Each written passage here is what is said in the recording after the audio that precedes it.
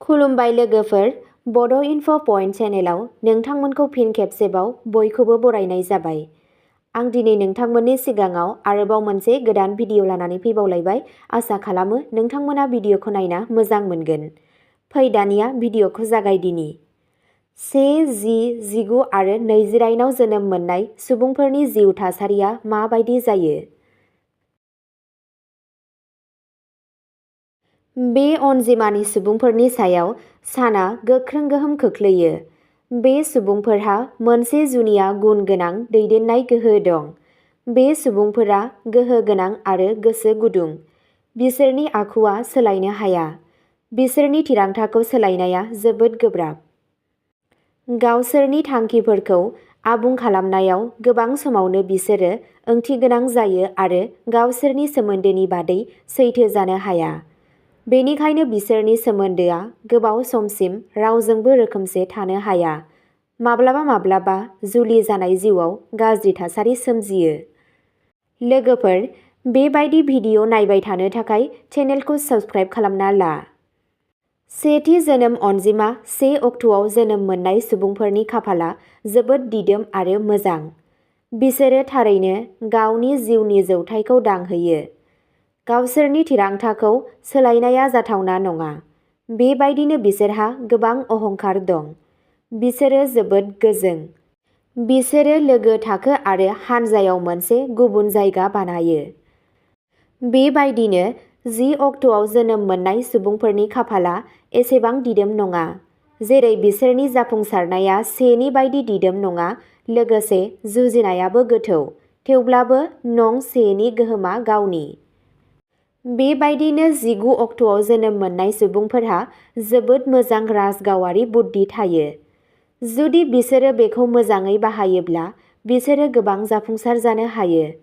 नङाब्ला बै मेलेमआ गावनो बिसोरनि थाखाय जेंनानि जाहोन जायो। बे सुबुंफोरहा गोबां अहं मोनदांथिबो थायो। बेनिखायनो बिसोरो गोबां समावनो मोजां आरो थार सुबुंफोरनि मदद मोना। नाथाय मदद आरो थांखिखौ मोनफुंनो थिरांथा लानाया थारैनो बिसोरखौ जाफुंसारहोयो। लोगोफोर, बेबायदिनो 28 अक्ट'खालि जोनोम मोननाय सुबुंफोरा फालांगियाव जोबोद जाफुंसार जायो। बेयो खालि मोनसे जाब्रबथायल' जानो हाया। बे अक्ट'आव जोनोम मोननाय सुबुंफोरहा जोबोद गोख्रों थिरांथा लानो हानाय गोहो दं आरो गावसोरनि थांखिनि थाखाय खामानि मावो।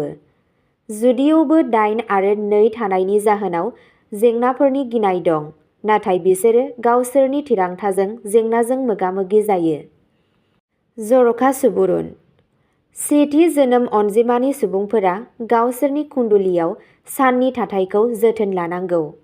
जुदि साना लोरबां थासारियाव दं, अब्ला बिसोरो बेखौ थाबैनो गोख्रों खालामनो नाजानांगौ।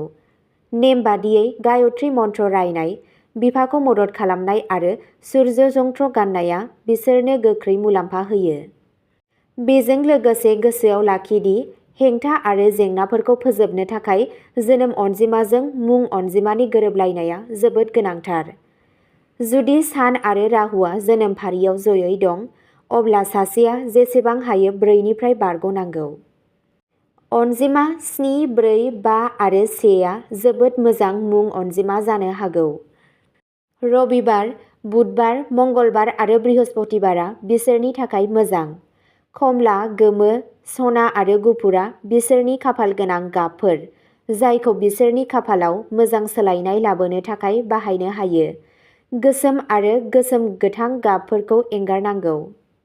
बिसोरनि खाफालगोनां सानफोर: 1थि, 10थि, 9थि, 28थि, 3थि, 5थि, 7थि आरो 9थि। बिसोरनि खाफालगोनां गाबफोर: गोमो, कमला, सना आरो गलापि। बिसोरनि खाफालगोनां सानफोरा जादों रबिबार, समबार। गोथार रत्नआ जादों रुबि। सावस्रियाव बिखानि बेराम, थैजों सोमोन्दो थानाय बेराम आरो मेगननि बेरामफोरनिफ्राय गोजानाव था। गावनि आदारखौ सामलाय। रबिबाराव संख्रि दाला। बांद्राय खर्सा दाखालाम। सानस्लाबै मुलाम्फा जागोन। आइजोफोरनि सोमोन्दोआव जुनिया जोथोन ला। गेदेरफोरनि बोर ला। बोसोरनि जोबनायाव जुनिया जोथोन ला। अब्ला लोगोफोर, दिनैनि भिडिअ'आ बेखिनियावनो जोबबाय। नोंथाङा भिडिअखौ नायना मोजां मोनदोंब्ला चेनेलखौ लाइक, साबस्क्राइब एन्ड शेयार खालामना होदो। गोजोन्थों।